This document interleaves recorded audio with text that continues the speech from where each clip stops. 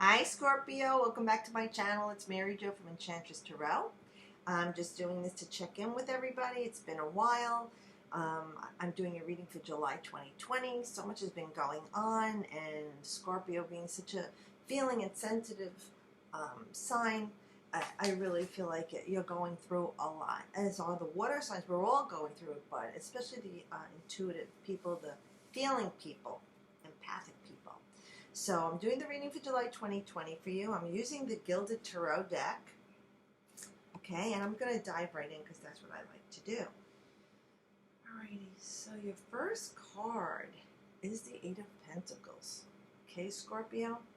So, this is about new work, new job, new way of honing your skills, new way of putting yourself out there in a way that you make money.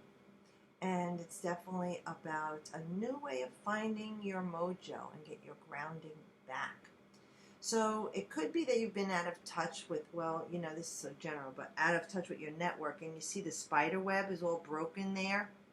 And the spider is toiling away at restoring her net, right, that she's made, she worked. So it's restoring your network. Maybe you lost touch with a lot of people, and you're the type of person who works with your hands, like florists, a hairstylist, anyone who's a vocation or trade that, they consider non-essential, but we're all essential. And you lost a lot of that network that you had. So it's about rebuilding that network and working hard at it and diligently putting the work back into play as you're creating. You'll be doing a lot of long days and long hours, like to try and do a catch-up for everything that was going on. So some of you will be working very hard and diligently at your trade and trying to restore it. You see all the coins floating above you? They will be coming into form. You're not seeing them yet, or as fast as you like. That being said, with you working at this, it will be restored to you. Especially with the number 8, it's such a earthly number of stability. For some of you, while you've been in this situation, you've been doing a lot of contemplating, and with all the retrograde planets, that's what we should do. We review before we move forward, and with the eclipse that I'm recording on, the Capricorn eclipse. So it was a full moon, so it's a lot of releasing and ending and letting go, but it's a transition time, Scorpio. So you may be transitioning and changing your career choice, whether it is the job you are currently working or the path of study that you have been working on. And you're looking for something that offers you more stability and grounding with who you are, Scorpio. Instead of just a paycheck and paying your bills, you're looking at starting something new in a way for you to bring the financial stability into your life, and also to bring a new sense of being grounded into your life. And you will be working diligently at that. For some of you, it is a relationship. You're renewing your relationship or ending one and starting a new relationship that you're seeking more stability from, in a way that you yourself feel enriched. A partner who is equally giving and receiving, where Scorpio is always so giving, they take on too much. Yeah, you could be putting yourself out there with that network there, that spider web being restored. And the spider web, right, is so fragile, but yet it's so strong. And even wind that shakes that, the spider feels the vibration. That's like Scorpio. You feel so much, and you feel the vibration. So it's about you going out now into the world again, tending to that social network that's been disrupted and restoring it, because you know that it withstands winds and tornadoes and snowstorms and hail. That's how strong this fragile network is for a spider, but for you it is about restoring that connection, and it's a strong one. You may fall away from people that were in that network, but that's time now.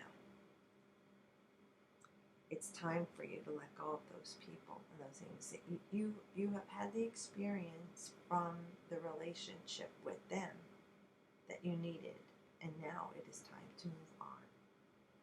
Yeah, because here we have this, the Ace of Cups. This is offering you something new, Scorpio, and this is water, so it's for you.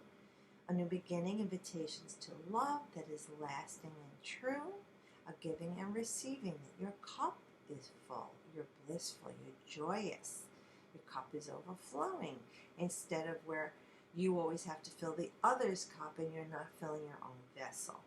Always filling your vessel first before you can give to others, because when your vessel is full, you are realized. So with this cup, it is offering you the Holy Grail, and this is something more intuitive, spiritual, loving yourself to attract into your life all that you desire. This is a renewed spiritual sense for people and enlightenment. You know, the third eye is open and you're allowing in all this gilded information, the gold glittering there, and the purples to me is the psychic, and you know, the different phases of the moon there. So you're saying in all cycles of life and your place in the universe, you're starting to understand who you are and your power in it. You know, this card in this hemisphere is autumn. So it would be the autumnal equinox, which is close to the Scorpion birthday, right? Until the winter solstice. However, that being said, right now in the southern hemisphere, that is this sign. So this could be directly talking to our southern hemisphere viewers. And it could also be talking to the northern hemisphere people, that this will be by the time that we have the vernal, the autumnal equinox in September, like 21st, that you're starting to realize that. But I feel the energy is more like, it's starting now for a lot of people in other parts of the world that have this Scorpion alignment. And for the rest of us, it's just a filling of the cup that you have felt empty, Scorpio. You've been disconnected. So it's a nice card to say that, you know, it's like those nice summer nights, socializing, all those things that you're not really enjoying or getting to enjoy. There's another cupping offered to you where you will be filled emotionally with what you've been lacking without having to go out and socialize. And look, not everyone does that. A lot of people are parents, they have little children, or they have jobs that consume a lot of their time and they don't get to socialize often. But it's about, more importantly, that you having this availability of some way to be fulfilled. That your vessel is feeling a filling, you know, an overflowing. Because the next card is another ace. You know, aces to me are gifts from God. God intervenes and here's the cup, drink from it. You know, I'm filling you emotionally with all the pleasures of the world. I feel loved, I feel happy, I feel joy, I feel appreciated. Money can't buy this stuff. But here right now, this is summer, you know, in the northern hemisphere, and it would be winter in the southern hemisphere. But this is God saying, and here's the wand, take it and walk, my child. Go forth with inspiration and drive and energy, passion, renewed all spark. And this is energy like you would feel like Aries, Leo, or Sag kind of energy, where this is like Cancer, Scorpio, Pisces. So the feeling and the fire. And Mars was the ancient ruler of your sign anyway. Mars rules Aries. So it could be you're feeling like you got your mojo back. And even if we're not in phase 2, you're back in the world.